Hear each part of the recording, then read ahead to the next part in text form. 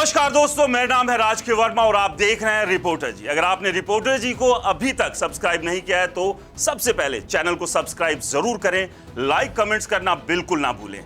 चलिए एक बार फिर बात करते हैं हरियाणा विधानसभा चुनाव की। मतदान हो चुके हैं, वोट प्रतिशत 2019 के मुकाबले 2% 24 कम हुआ है और ऐसे में अब कई तरह के सवाल यह है कि क्या हंग असेंबली इस बार हरियाणा के विधानसभा चुनाव में आने वाली है या फिर बीजेपी या फिर कांग्रेस में से कौन सरकार बनाएगा।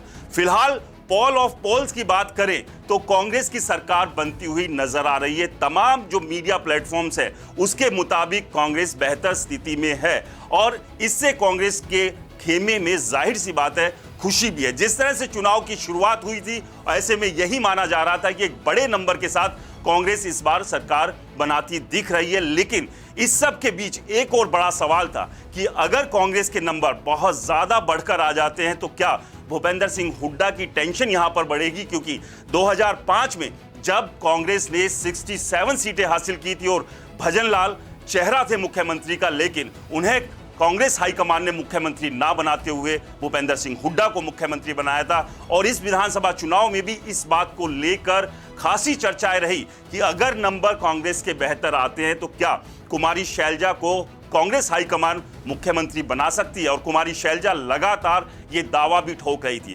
खैर, इस सब के बीच बात करते हैं कि अलग अलग न्यूज चैनल और अखबारों ने क्या कुछ अपने पोल्स में बताया और उनके पोल के आधार पर किसकी सरकार हरियाणा में कितने नंबर के साथ बनती दिखाई दे रही है। तो चलिए बात करते हैं दैनिक भास्कर की। दैनिक भास्कर के हिसाब से बीजेपी 19 से 29 सीटें लेती दिखाई दे रही है, तो वहीं कांग्रेस के हिस्से में 44 से 54 सीटें आती दिख रही है। तो वहीं अन्य जिसमें जेजेपी एएसपी गठबंधन, इनेलो बीएसपी गठबंधन और आम आदमी पार्टी के अलावा निर्दलीय जो कैंडिडेट है उनके हिस्से में 1 से 9 सीटें आ सकती है। टाइम्स नाउ के हिसाब से 22 से 32 सीटें बीजेपी को मिल रही है, तो वहीं कांग्रेस को 50 से 64 सीटें मिल रही है। यानी कि यहां टाइम्स नाउ के सर्वे के हिसाब से कांग्रेस सबसे ज्यादा बेहतर स्थिति में, तो वहीं निर्दलीय और बाकी पॉलिटिकल जो पार्टी है उनकी हालत कुछ खास इस सर्वे में नहीं है। 2 से 8 सीट पर वो सिमट रही है। तो वहीं इंडिया टुडे के मुताबिक 20 से 28 सीटें बीजेपी को मिल रही है, 50 से 58 कांग्रेस, 10 से 14 पर अन्य है। यानी कि यहां पर कुछ बेटर हो सकता है, बेहतर हो सकता है बाकी पॉलिटिकल पार्टी और निर्दलीय जो है, और जिनके लिए बात भी की जा रही थी कि इस बार निर्दलीय हरियाणा के विधानसभा चुनाव में बीजेपी और कांग्रेस का खेल बिगाड़ सकते हैं। इसके अलावा बात करें CNN 24 की तो 21 सीटें बीजेपी को दे रहा है, तो वहीं 59 सीटें कांग्रेस और अन्य के हिस्से आ रही है 10 सीटें।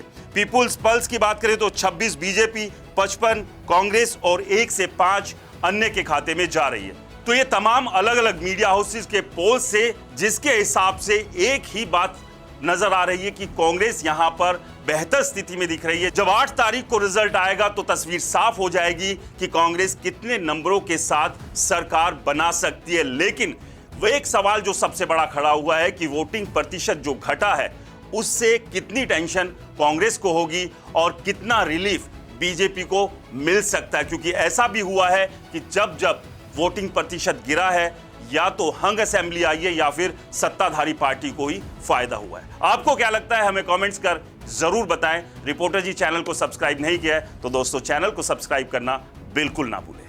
नमस्कार।